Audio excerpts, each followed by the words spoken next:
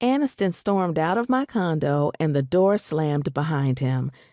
I took a nice hot bath inside my bathtub that was big enough for 3 people. I dozed off and woke up to the sound of my cell phone ringing. It was my mother calling me. "Hey, Ma," I answered. "I'm just calling to let you know we'll be back home in a few days," she said. I heard laughter in the background and water splashing. She was in Jamaica on a family trip with her sisters and nieces. "What is Brooke doing?" I asked about my daughter, who is 4 years old. "In the pool. She doesn't want to leave," my mother said. "She's spoiled, Ma. I really appreciate you taking her with you. I kinda needed the break," I said. "Anytime, baby. Now, don't party too hard, and I mean it. Brooke will call you before she goes to bed," my mother replied. My mother was 16 years older than me, but I still respected her. I didn't say or do certain things around her, although she still acted a little young.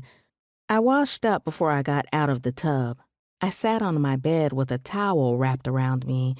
I was excited about going out with my friends later on, but sadness came over me.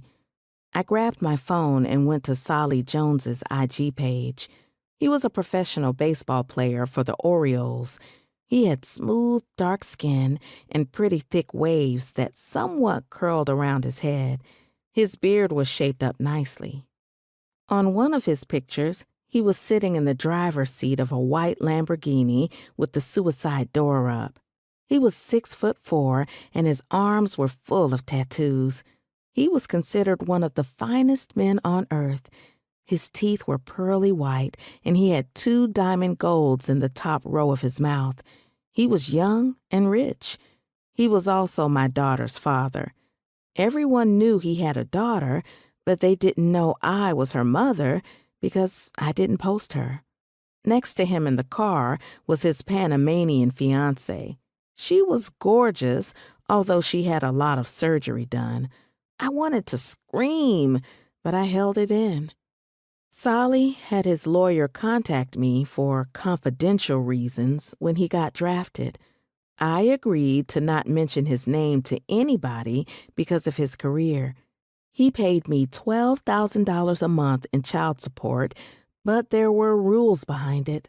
I couldn't take her to local places, I couldn't post her, and I couldn't tell anyone she was my daughter.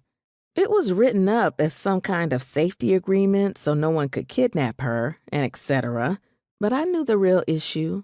Solly didn't want anyone to know I was his daughter's mother. I only agreed to the rules because I didn't have any money at the time. I was also afraid of the exposure me and my daughter would have if I took it to court. I didn't want her to go through that, so I agreed to keep quiet.